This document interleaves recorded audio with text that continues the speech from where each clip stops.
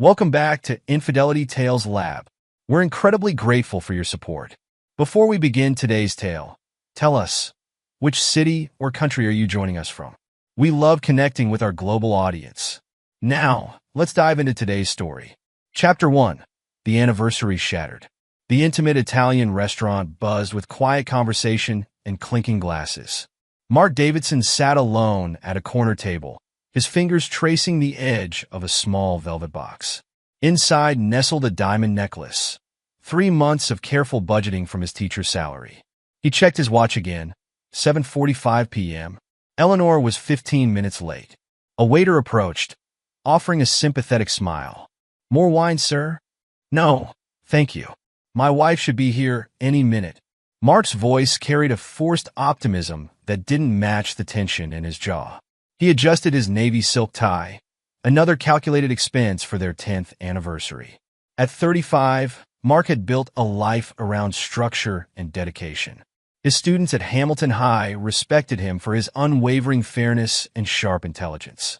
He'd never been late to class, never left an assignment ungraded.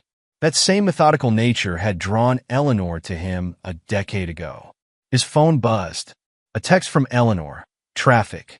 Sorry. Almost there." Mark typed back, "Take your time. I got us the usual table." The restaurant door chimed. Eleanor swept in, her marketing executive polish on full display.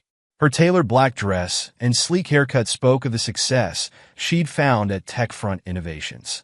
She spotted Mark and hurried over, her heels clicking against the floor. "I'm so sorry," she breathed, leaning down to kiss his cheek. Her perfume was different, something expensive and unfamiliar. The quarterly review meeting ran long, and then traffic was awful. "It's fine," Mark said, standing to pull out her chair. "You're here now. That's what matters." Eleanor's phone buzzed on the table. She glanced at it, then quickly turned it face down. "Let's order. I'm starving." Their waiter materialized with menus, but they hardly needed them. This place had been their special occasion restaurant for years. The red checkered tablecloths and warm lighting held a decade of memories. "The usual?" Mark asked, reaching across to touch her hand. She withdrew it to adjust her napkin. "Actually, I might try something new tonight." Eleanor's eyes skimmed the menu without really seeing it. Her phone buzzed again. Mark reached for the velvet box in his jacket pocket. "Before we order, I wanted to." The restaurant door opened again.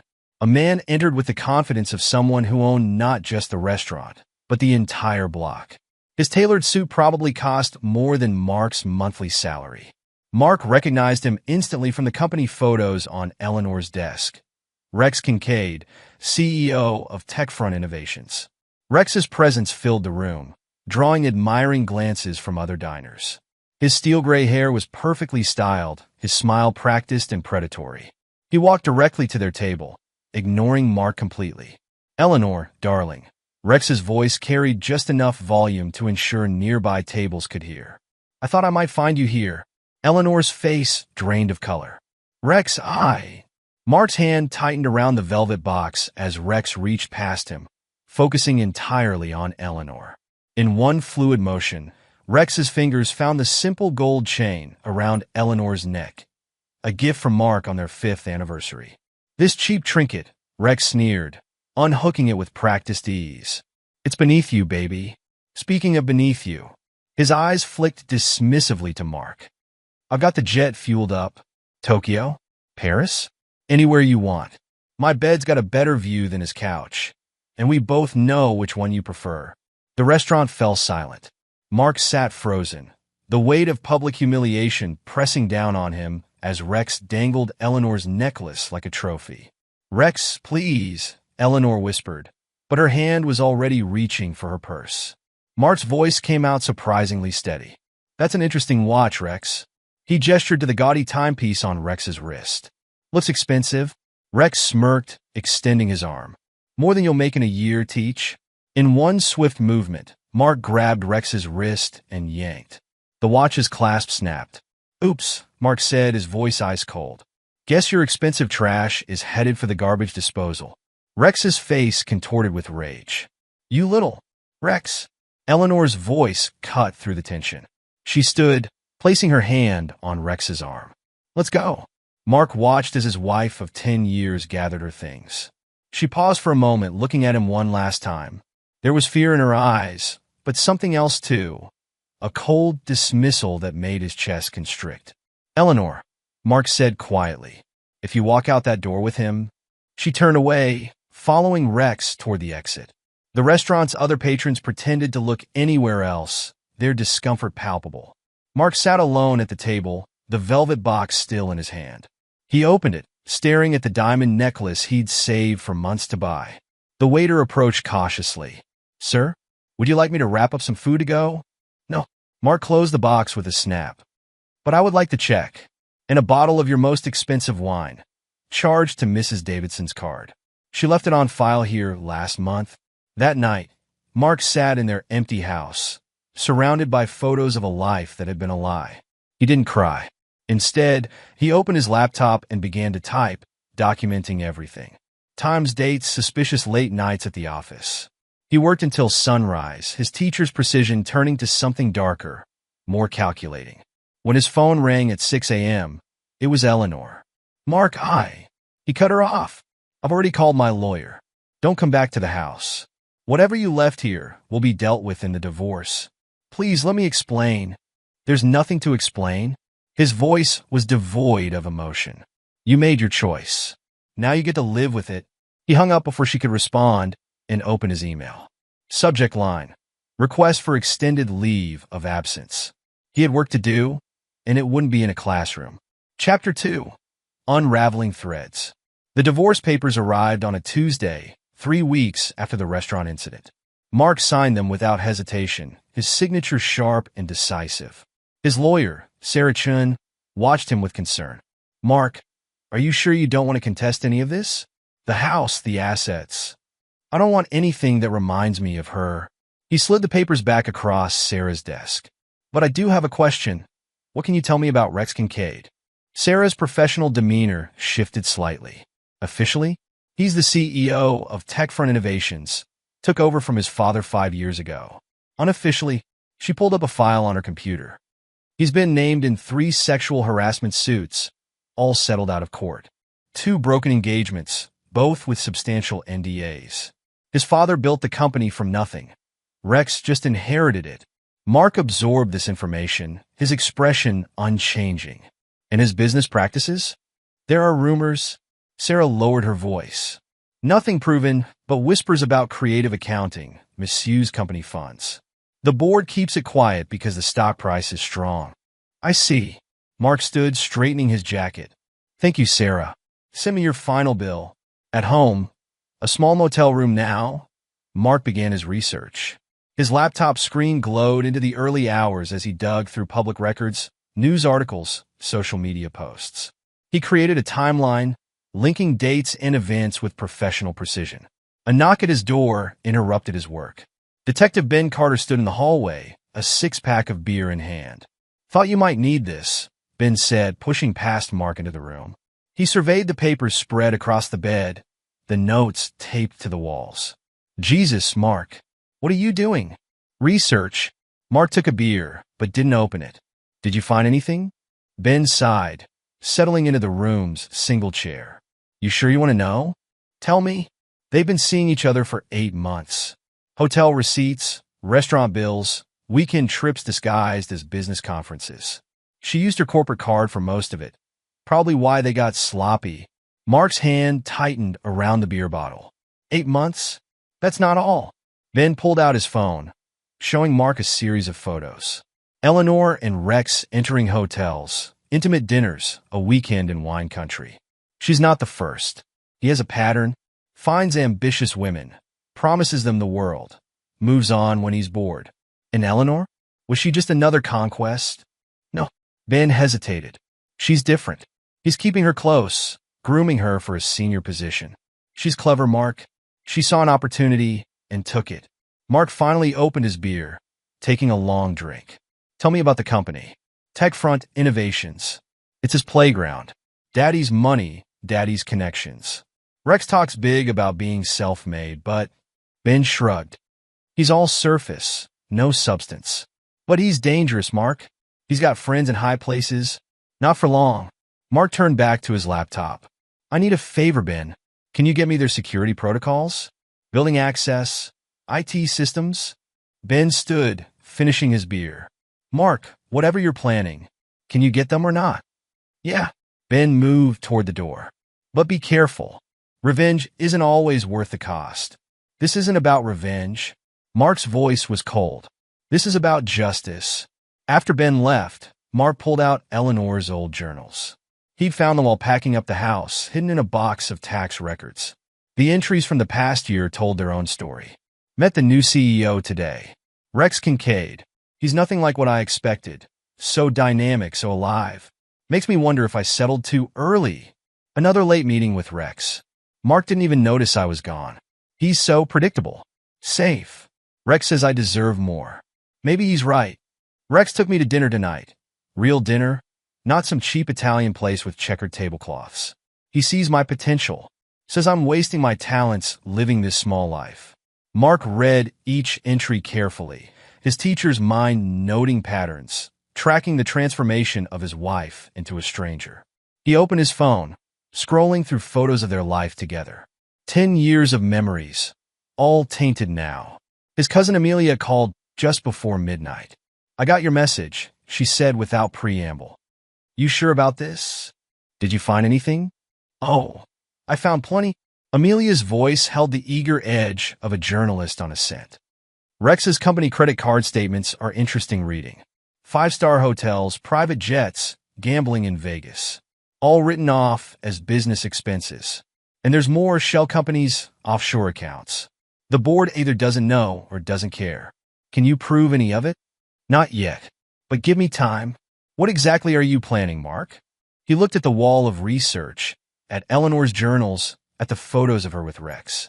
I'm planning to teach them both a lesson about consequences. Be careful, cousin. People like Rex Kincaid don't play fair. Neither do I.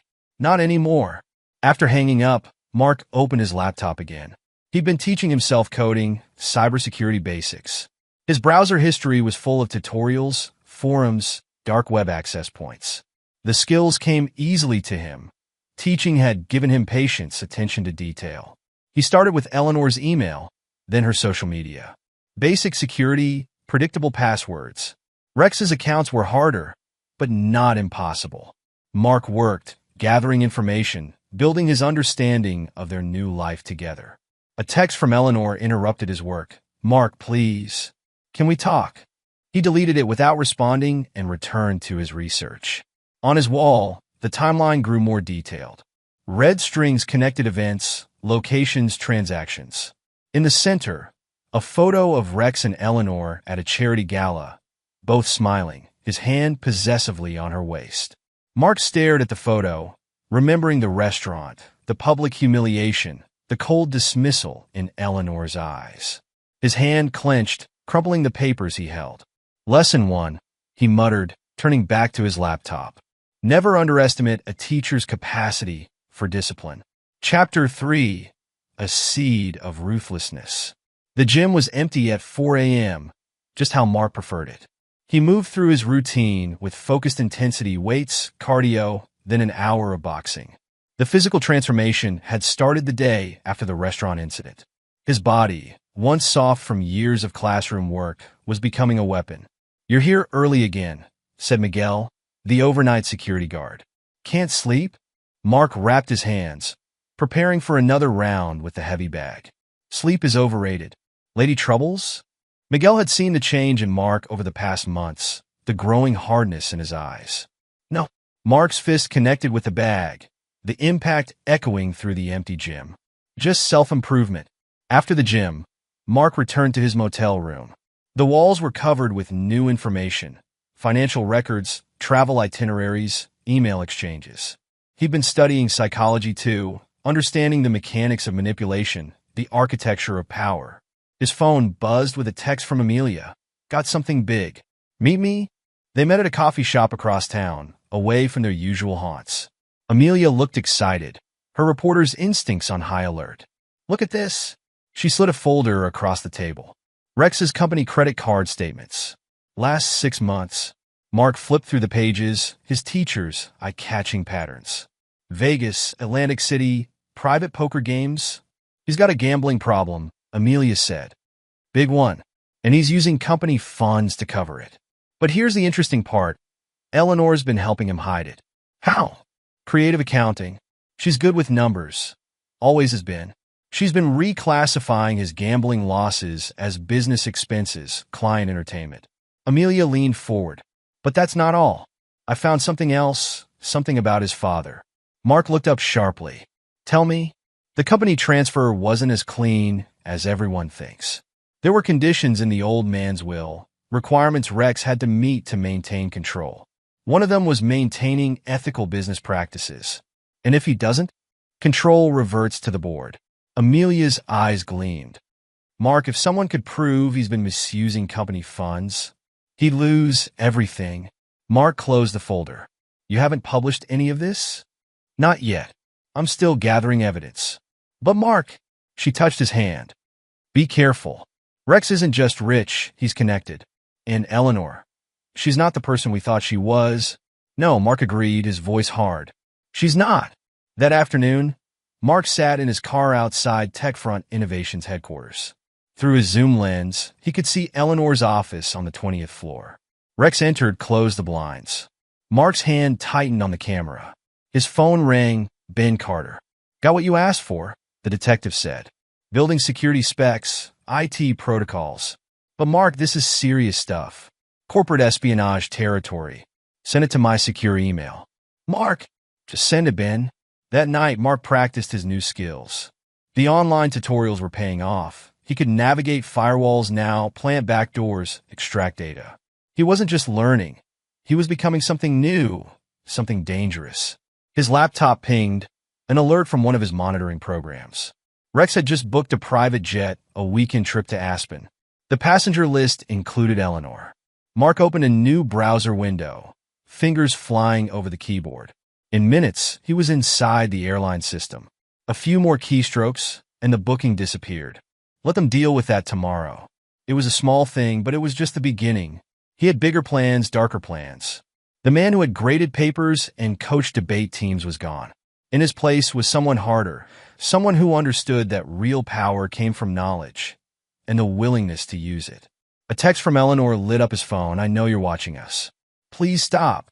Mark smiled, a cold expression that would have shocked his former students. He typed back a single word, good. The next morning, he drove to Hamilton High School. Principal Roberts was surprised to see him. Mark, we've missed you. The substitute is doing fine, but I need more time, Mark interrupted. Personal leave. Family emergency. Principal Roberts studied him, noting the changes, the newly muscled frame, the hardened expression. This isn't like you, Mark. You love teaching. People change. Mark placed his leave request on the desk. Sometimes they have to. In his motel room that evening, Mark reviewed his progress. The physical training was paying off. His body was becoming a machine, efficient and powerful. The martial arts videos had taught him the basics, but he'd moved beyond them now, developing his own style. His phone rang. Amelia again. I found Anthony, she said without preamble. The restaurant owner? Rex's friend, yes. But friend might be stretching it. Anthony's been complaining about Rex never paying his bills, always demanding special treatment. The restaurant's struggling because of him. Mark considered this. Can you arrange a meeting? Already did. Tomorrow noon. But Mark, Amelia paused. He's scared of Rex. You'll need to handle this carefully. The meeting with Anthony revealed more than Mark expected. The restaurant owner was bitter, resentful of Rex's arrogance. He thinks he owns me, Anthony spat. Brings his women here, demands private rooms, special menus. Never pays. Says it's good publicity for me to have him here. Mark leaned forward. What if you could do something about it? Like what? Like helping me? Mark's voice was soft, dangerous. I have a plan, but I need eyes and ears inside. That private room he likes, it would be perfect for a hidden camera. Anthony paled. He'd kill me if he found out. He won't. And when I'm done, he won't be in any position to hurt anyone ever again. Later that night, Mark went through his daily routine. Push-ups, sit-ups, then meditation. The physical exhaustion helped clear his mind, helped him focus on what needed to be done. His laptop chimed, Another alert. Rex and Eleanor were planning a company party, a celebration of TechFront's latest acquisition. Mark read through the details, already seeing opportunities. A text from Ben, "You sure about this path?" Mark didn't respond. Instead, he opened his training journal, reviewing his progress. The physical changes were obvious, but it was the mental transformation that mattered most. He was learning to think like his enemies, calculating, ruthless, focused on power. Eleanor's contact photo appeared on his phone. Another call. He let it ring, watching her name flash on the screen. She'd been trying to reach him more frequently lately, perhaps sensing something was coming. He opened his laptop, checking the surveillance programs he'd put in place. Rex and Eleanor's digital lives were an open book to him now. Emails, messages, calendar appointments. He wasn't just gathering information anymore. He was learning to think like them, to anticipate their moves. The gym would be opening soon. Another session, another step toward his goal. The man who had once taught history was becoming a force of nature, driven by a single purpose. The old Mark Davidson, the trusting husband, the dedicated teacher, was gone. In his place was someone new, someone who understood that forgiveness was weakness, and mercy was a luxury he couldn't afford. He had learned his lesson well. In a world of predators, the only way to survive was to become one yourself. "Time for class," he muttered, heading for the door. But the lessons he planned to teach had nothing to do with history, and everything to do with revenge. Chapter 4: Subtle Infiltration. Mark sat in his motel room, surrounded by 3 laptops running different programs. His fingers moved across the keyboards with practiced efficiency. On one screen, Eleanor's emails scrolled past. On another, Rex's calendar populated with appointments. The third showed a complex network map of TechFront's internal systems. "You've been busy," Ben said, closing the motel room door behind him. He placed a USB drive on the desk. "Building security protocols like you asked, but I had to call in favors for this." Mark picked up the drive without looking away from his screens. "I appreciate it. What exactly are you doing with all this?" "Learning their patterns." Mark gestured to one of the screens. "Eleanor takes lunch at 1:15 p.m., not noon like the rest of the office. Rex has a standing poker game Thursday nights at the Metropolitan Club. They meet in his private office Tuesdays and Fridays, always after the cleaning staff leaves." Ben picked up one of the papers scattered across the bed. "Jesus, Mark, you've got their whole lives mapped out here. Knowledge is power." Mark opened a new terminal window. "And they've gotten sloppy. Eleanor uses the same password for everything, our wedding date. Rex doesn't even bother changing his default passwords." "Mark," Ben hesitated. "This is more than just gathering information. This is what they deserve." Mark's voice was cold. "Did you get the hotel records?" Ben sighed, pulling out his phone. "Yeah, the Grand Plaza, room 1542. They've been meeting there twice a week for months. But that's not all." He showed Mark a series of photos. "Rex has a pattern. Before Eleanor, there was Jessica Torres, VP of Marketing. Before her, Sarah Chun from Legal. All married women, all ambitious." Mark studied the photos. And what happened to them? Jessica resigned suddenly, moved to Chicago. Sarah had a nervous breakdown, hasn't worked since. Rex likes to break things, Mark. And people are just things to him. Mark's phone buzzed. A text from Amelia. Found something big about Rex's gambling. "Call me?"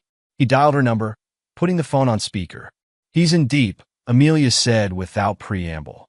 "Vegas, Atlantic City, private games. He's losing millions, Mark. Company money. Can you prove it?" "Better. I found his bookie. Guy named Vincent. He's willing to talk. For a price." Mark opened his laptop's finance tracking program. "How much?" "10,000. Cash. Done. Set it up." Ben watched Mark transfer the money. "That's your savings. Money is just a tool." Mark closed the laptop. Like everything else. Later that night, Mark sat in his car outside Anthony's restaurant. Through his camera feed, he watched Rex and Eleanor at their usual table. Rex was berating a waiter, his face flushed with anger. Mark's phone connected to the restaurant security system, another gift from Anthony. He could hear Rex's voice clearly. "You call this wine? I wouldn't use it to clean my shoes. Get me the 82 Bordeaux. Now!" "I'm sorry, sir," the waiter stammered. That's our last bottle, and it's reserved for. Do you know who I am? Rex stood, towering over the waiter. I made this place. Without me, it would be nothing. Eleanor touched Rex's arm. Rex, please. People are staring. Let them stare. Rex knocked over his water glass. I own them. I own all of this. Mark smiled, starting his recording software. Rex's arrogance would be his undoing. Each outburst, each abuse of power was another piece of evidence. His phone buzzed, another text from Amelia, meeting with Vincent tomorrow. 10 a.m. The old pier. Mark replied, I'll be there. He turned back to his surveillance. Through the camera, he watched Eleanor excuse herself, heading to the bathroom. Her phone lay on the table. Mark accessed it remotely, a trick he'd learned from underground hacking forums. Eleanor's text messages appeared on his screen. Recent conversations with Rex. We need to be more careful. Mark's been asking questions. Don't worry, baby. He's nothing. A pathetic teacher who can't satisfy you. But what if he finds out about the money? He won't. Trust me. Mark's jaw tightened. He copied the messages to his secure drive. More evidence, more ammunition. The next morning, Mark met Vincent at the pier. The bookie was a small man with nervous eyes. Mr. Kincaid, Vincent said, pocketing Mark's cash. He's a regular. Likes to bet big on basketball, horses. Always pays late. How much does he owe? $3 million. Says he'll have it next week. Vincent laughed. He always says that. And the money he uses to pay. Company checks. Made out to fake consulting firms. Vincent handed Mark a folder. I keep records. Insurance, you know? Mark took the folder. You never met me? Met who? Vincent disappeared into the morning crowd. Back in his motel room, Mark reviewed the evidence. Bank statements, betting slips, photos of Rex at high-stakes tables. All traceable back to TechFront's accounts. His phone rang. Ben again. Mark, something's happening at TechFront. Board meeting called suddenly. Rumors about financial irregularities. Right on schedule. Mark opened his email. Check your inbox. What did you do? I sent some of Vincent's records to the board. Anonymously, of course. Just enough to make them nervous. You're playing a dangerous game. No. Mark's voice was steel. I'm winning a war they started. He hung up and opened his surveillance program. Eleanor's office camera showed her pacing. Phone to her ear. Rex, we need to talk. The board is asking questions about the money. What are we going to do? Mark switched to Rex's office feed. The CEO was at his desk, face red with rage. Shut up and listen, Rex snarled into his phone. No one can prove anything. I've covered our tracks. Mark opened his laptop, fingers flying over the keys. Time to prove Rex wrong. Chapter 5, The Twisted Dance. The manipulation began subtly. Mark created dozens of social media accounts, each with its own carefully crafted backstory. Former employees, jilted lovers, angry investors, all sharing whispers about Rex's past. Remember that Christmas party? One account posted. When Rex cornered Sarah in his office? 3 years at TechFront, another shared. Watched him destroy so many lives. Eleanor couldn't resist reading the comments. Mark watched through her phone's camera as she scrolled late into the night, her face growing more troubled. He switched tactics, creating an anonymous email account, concern.employee@securemail.com. The first message went to Eleanor. Did you know about Monica? His last special project before you? She tried to warn us all. Eleanor's response came within minutes. Who is this? Someone who cares about history, not repeating. Ask him about the restraining order. Mark watched Eleanor's next meeting with Rex through the office cameras. She was distant, distracted. When Rex touched her arm, she flinched. What's wrong? Rex demanded. Nothing. Eleanor moved away. Just, have you ever heard of someone named Monica? Rex's face darkened. Who told you about her? So it's true? That bitch was unstable. She misunderstood everything. Eleanor's voice shook. Like Sarah misunderstood? And Jessica? Are you spying on me? No, people are talking, Rex. Online. About your past. Rex slammed his fist on the desk. I'll find who's spreading these lies. They'll regret it. Mark smiled, sending another anonymous email. Ask him about the company money, the gambling debts, the fake consulting firms. The next day, he watched their argument through the security cameras. $3 million? Eleanor's voice rose. You lost $3 million of company money? Keep your voice down. Rex grabbed her arm. It's under control? Like Monica was under control? Or Sarah? You ungrateful bitch. Rex's grip tightened. After everything I've given you? Given me? Eleanor wrenched free. You've made me your accomplice. If anyone finds out about the money, no one will find out. And if they do, your signature is on those transfers too. Mark recorded everything, adding it to his growing collection of evidence. Then he switched to his Rex persona, sending messages from a different anonymous account. She's getting nervous, isn't she? They all do, eventually, when they realize what you really are. Rex's response was immediate. Who the fuck is this? Just someone who knows about Monica. And Sarah. And the money. Does Eleanor know you're already grooming her replacement? That pretty new intern in marketing. Mark watched Rex storm through the office, paranoid and angry. He screamed at assistants, canceled meetings, jumped at shadows. The next phase involved Anthony's restaurant. Mark had helped him install tiny cameras in the private dining room, Rex's favorite spot for business meetings. He's coming tonight, Anthony said over the phone. With some board members? Perfect. Mark activated the recording software. Just act normal. The dinner was a disaster. Rex, already paranoid from the anonymous messages, drank too much. The cameras caught everything. You think you can question my decisions? He slurred at the board members. I built this company. Your father built this company, one board member corrected. We're concerned about some financial irregularities. Fuck you. I own you all. Mark sent the video to his contact list of financial reporters. Within hours, it was online. TechFront CEO's drunken rant raises questions. Eleanor saw the video at work. Mark watched her face drain of color as she read the comments. Another spoiled, rich kid destroying his daddy's company. Where's all the money going? Gambling? Drugs? Remember Monica? Sarah? Pattern of abuse. She tried calling Rex. No answer. His office cameras showed him pacing, phone in hand, texting someone named Crystal, the new intern. Mark sent Eleanor one final email. He's with her now, like he was with you when you were with Mark. History repeats. The response came at midnight. Please. Who are you? What do you want? Justice, Mark replied. For Monica. For Sarah. For Mark. For everyone he's destroyed. He watched Eleanor cry through her phone's camera. Then he sent the same video to Rex with a different message. She's talking to reporters, trying to save herself. Smart girl. Rex's response was predictable. Rage, accusations, threats. The next day, their office confrontation played out on Mark's screens. You leaked the video. Rex shouted. I didn't. Rex, please. Liar. You're trying to destroy me, like all the others.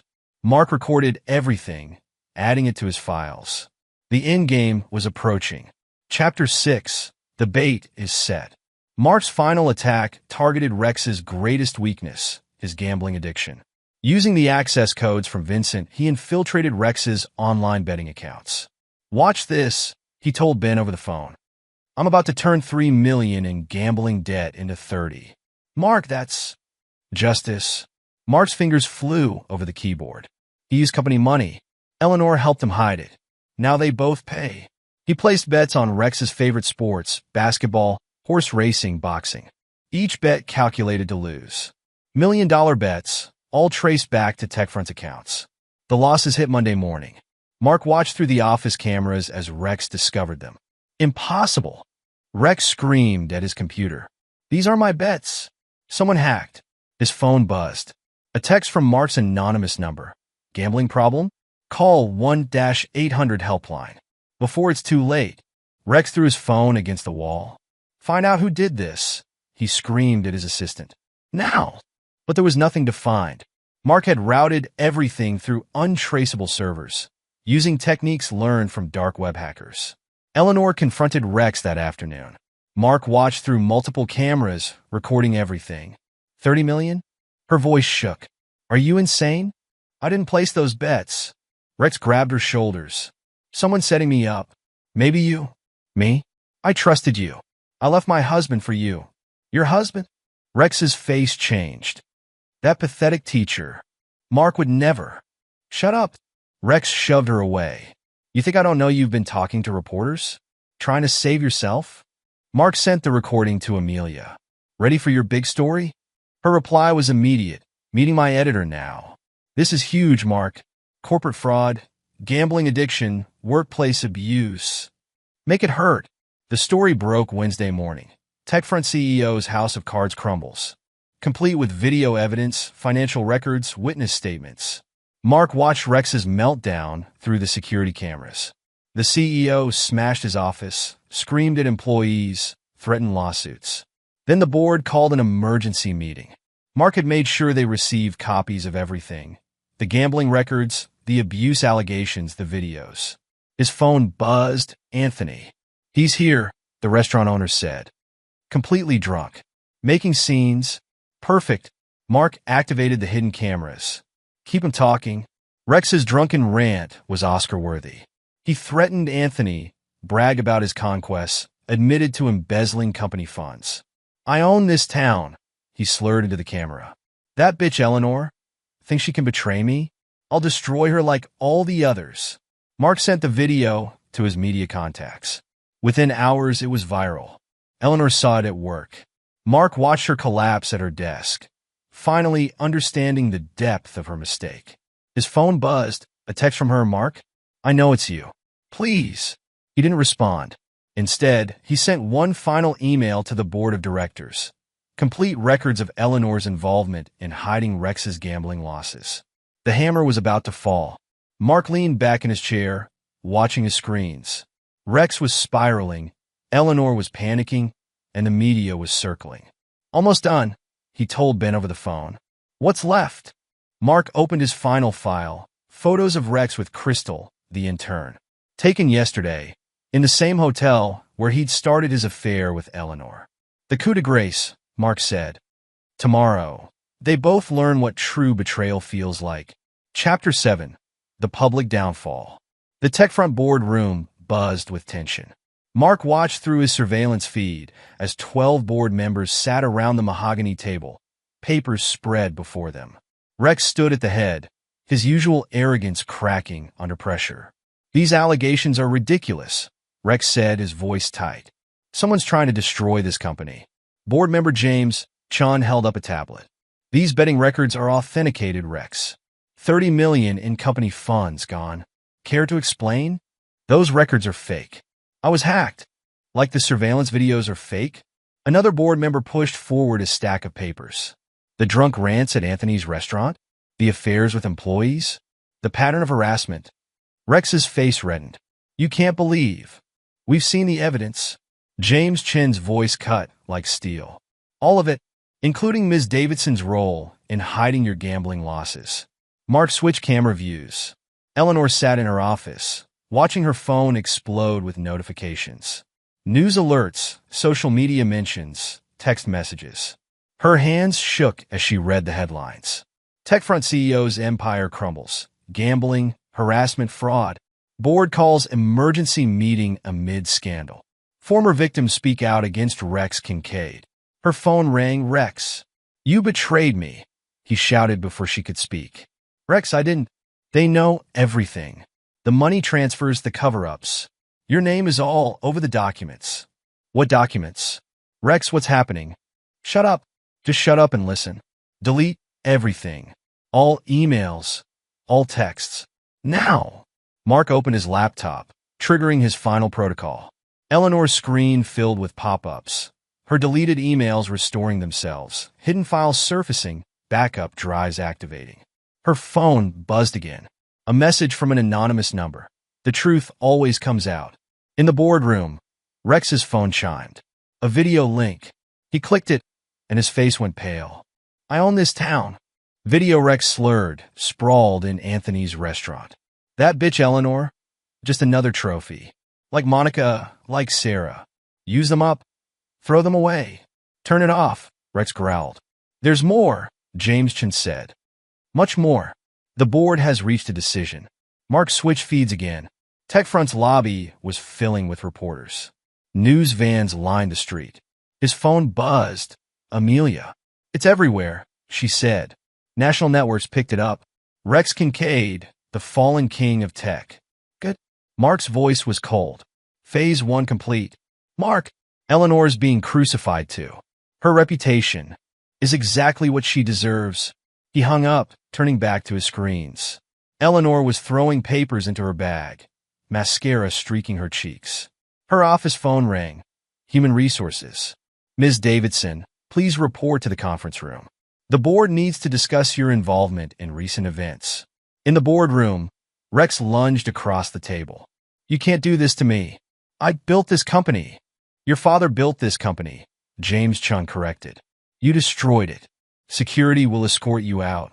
Mark watched Rex's final march through TechFront's halls. Employees turned away, whispered behind hands. Security guards flanked him, hands ready on their radios. His phone dinged, stock alerts. TechFront shares plummeting. Another message from his anonymous account to Eleanor. How does it feel? Watching it all burn? She sat in the conference room, facing stern faces. The evidence is clear, HR Director Phillips said. You helped conceal massive financial fraud. The board has no choice. You're terminated, effective immediately. Please, Eleanor whispered. I can explain. Save it for the SEC investigation. Mark leaned back, watching his revenge unfold across multiple screens. Rex being escorted to his car, face twisted with rage. Eleanor walking out with a cardboard box, former colleagues avoiding her eyes. His phone buzzed. Ben, you did it, the detective said. They're finished? Not yet. Mark closed his laptops.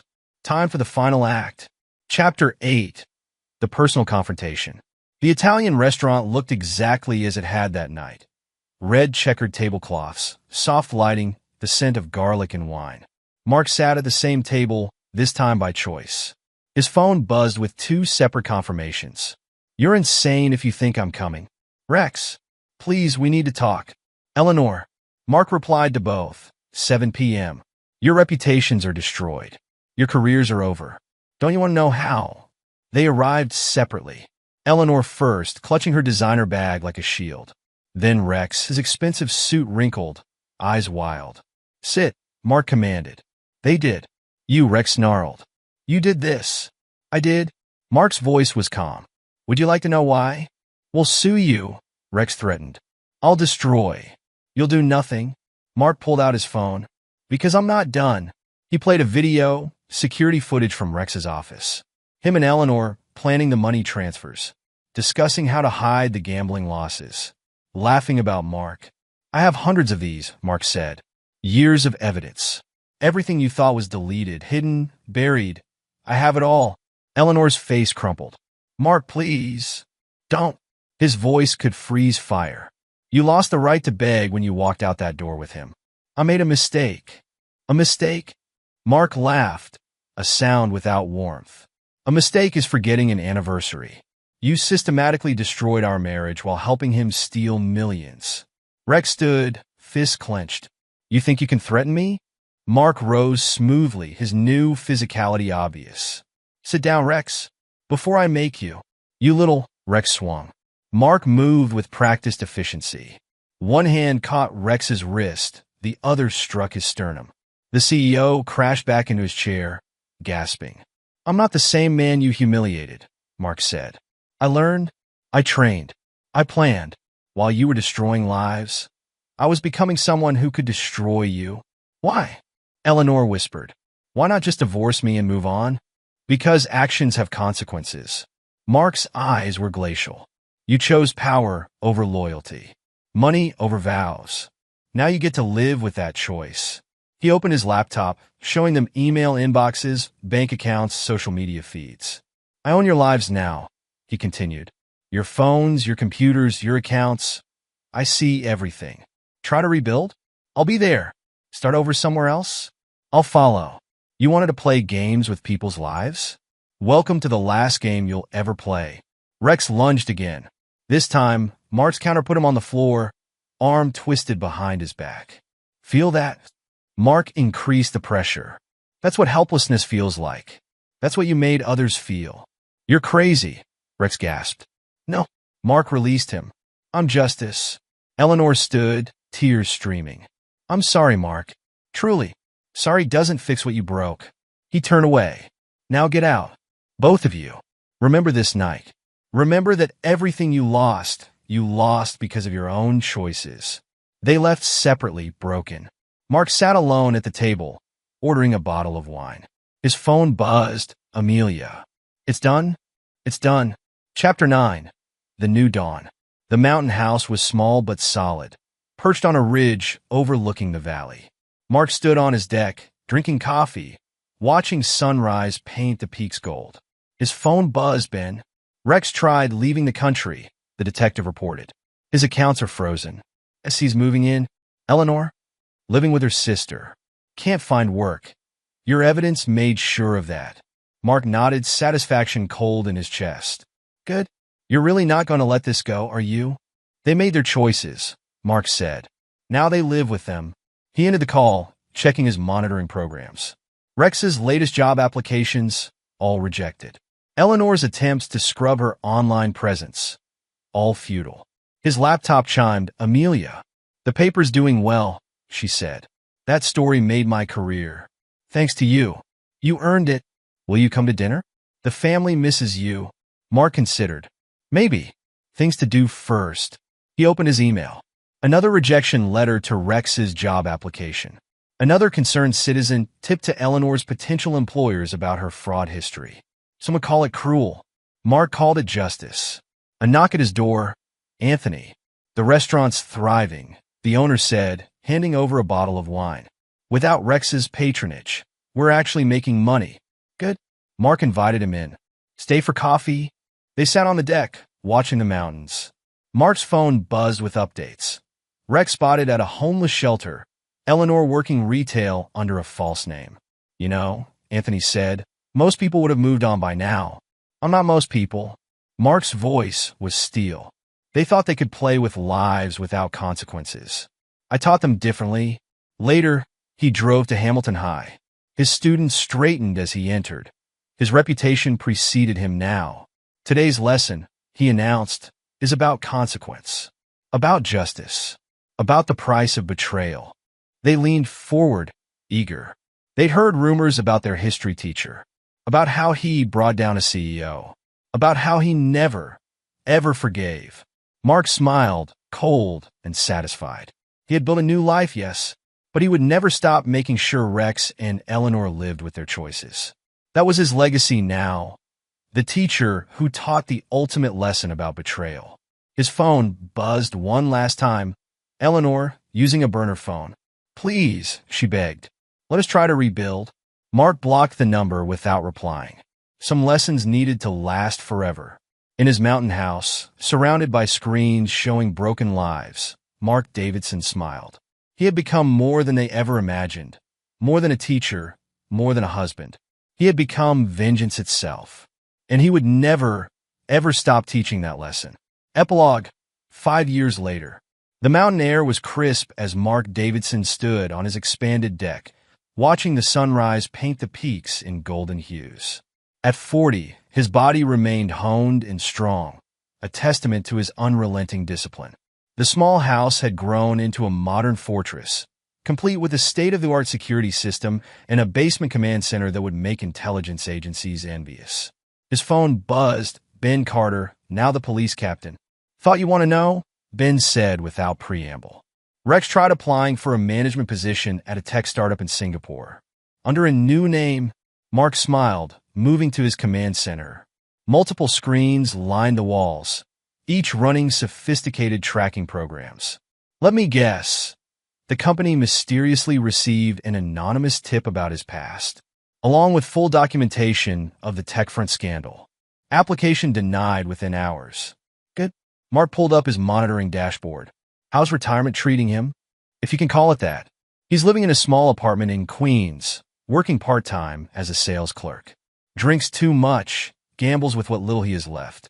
Tried therapy, but couldn't afford to continue. And Eleanor? Still in Chicago. That retail job didn't last.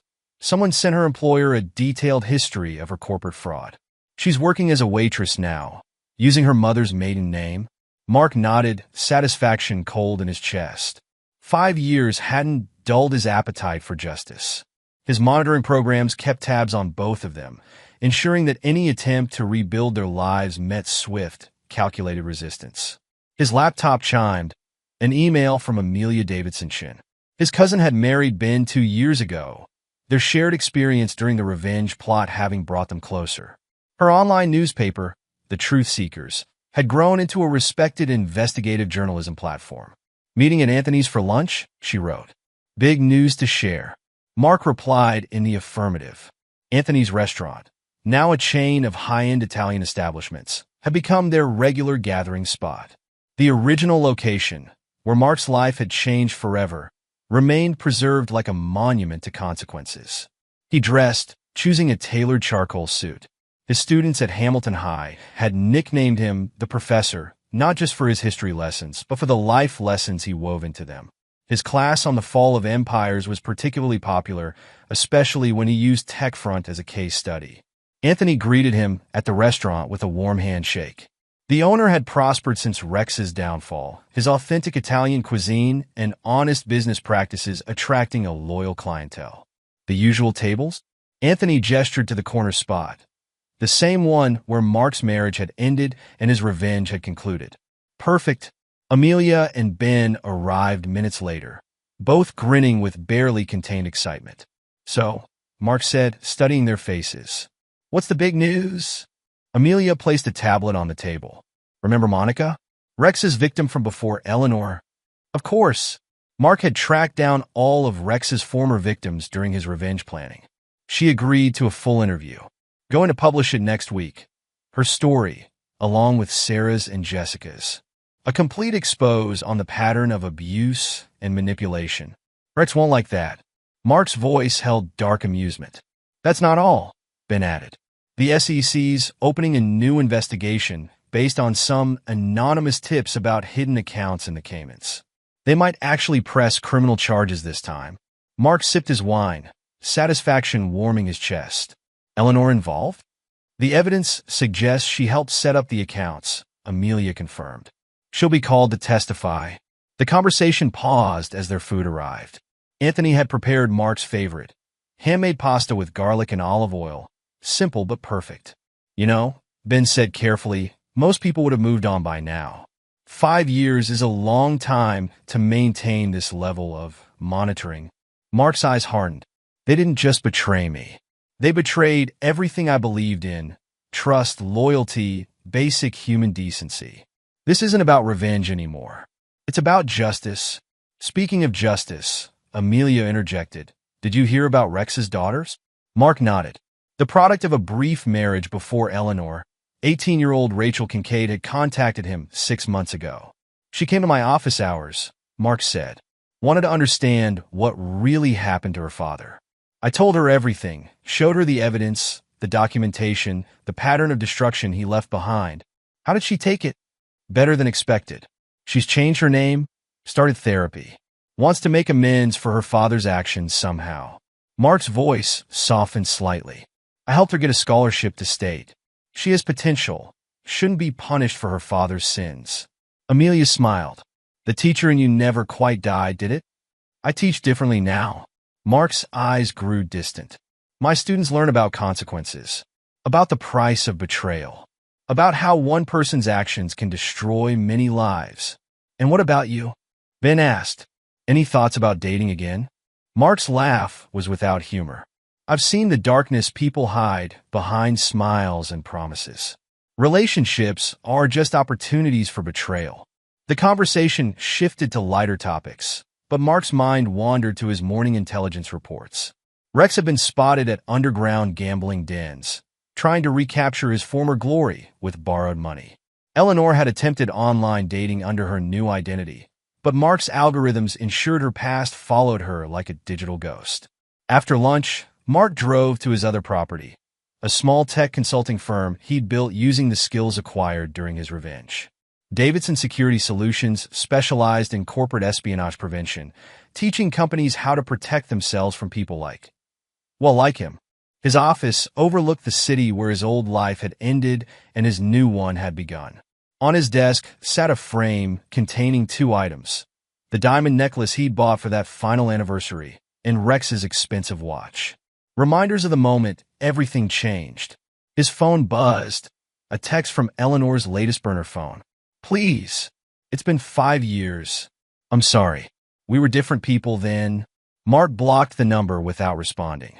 In his experience, people didn't change. They just got better at hiding their true nature. Later that evening, back in his mountain home, Mark reviewed his surveillance feeds. Rex stumbling out of a bar in Queens. Eleanor serving tables with defeated eyes. Their lives had become cautionary tales, and he was their dedicated historian. His laptop chimed. A message from Rachel Kincaid. Professor Davidson, I got an A on my ethics paper. The one about corporate responsibility and personal accountability. Thank you for your guidance. This brought a genuine smile to his face. Perhaps there was hope for the next generation to learn from their predecessors' failures. A final check of his systems before bed revealed new information. Rex had borrowed money from a loan shark, desperate to fund his gambling addiction. Eleanor had applied for a manager position at her restaurant. Both attempts at improvement would meet the usual resistance. Mark had automated most of these interventions now. His digital sentinels never slept, never tired, never forgave. In his home gym, practicing his martial arts routine, Mark reflected on the past 5 years. His revenge had evolved into something more permanent, a life's mission to ensure that actions had consequences, that betrayal carried a lasting price. The next morning, he stood before his advanced history class. Today's lesson is about empires, he began. About how they rise and, more importantly, how they fall. About how one person's hubris can trigger a cascade of destruction. The students leaned forward, eager. They'd all heard rumors about their teacher's past, about how he'd brought down a corporate empire with nothing but intelligence and determination. Success built on betrayal, he continued, is like a house built on sand. It might stand for a while, might even look impressive, but eventually, inevitably, the foundation crumbles. His phone vibrated. Another SEC update about Rex's hidden accounts. Another small victory in his ongoing campaign of justice. That evening, Amelia called with an update. The Monica stories going viral. Social media is exploding. People are calling for new investigations into similar cases at other companies. Good. Mark watched his monitors track the story's spread. The truth has a way of demanding attention. You know, Amelia hesitated. Eleanor's sister reached out to me. Says Eleanor's been seeing a therapist, trying to understand her actions, make amends. People always seek redemption when they've lost everything else, Mark replied coldly. Doesn't make them deserving of it. After the call, he walked his property's perimeter. The mountain air was clean and sharp, like his purpose. 5 years had refined his mission, transformed it from personal revenge into something broader, a dedication to ensuring that those who betrayed trust never escaped the consequences of their choices. His security system pinged, motion at the gate. A delivery, thick manila envelope from Ben. Inside, photos of Rex at various gambling dens, Eleanor's latest job applications, updates on their attempts to rebuild their lives. Mark added them to his files, each failure meticulously documented. Some might call his dedication obsessive. He called it thorough. A final check of his systems before midnight showed Eleanor deleting her latest dating profile, Rex being turned away from yet another job interview. Their worlds remained small, controlled, confined by the digital barriers he maintained. In his study, Mark opened his teaching planner. Tomorrow's lesson. The price of betrayal in historical context. His students would learn that history wasn't just about past events. It was about patterns, consequences, and the inescapable weight of one's choices. His phone lit up with a text from Anthony. Tables reserved for Saturday. The usual spot? Mark confirmed the reservation. That corner table had become a symbol, where his old life had ended, where his revenge had culminated, and where he now regularly sat to remind himself why he could never stop, never forgive, never forget. 5 years hadn't dulled his purpose.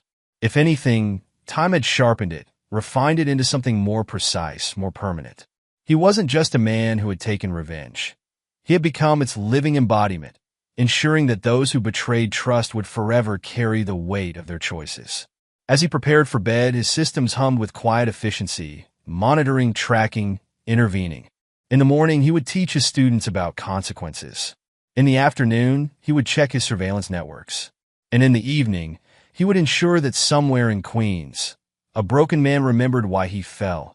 And in Chicago, a waitress understood why she could never rise again. This was his life now. Teacher, guardian of consequences, enforcer of justice. And he wouldn't have it any other way. And there you have it. Another story comes to an end. What did you think? I'd love to hear your thoughts in the comments below. If you enjoy this story, consider joining our community by subscribing. It means the world to us. For more stories like this one, check out the recommended videos on screen. And I'll see you there.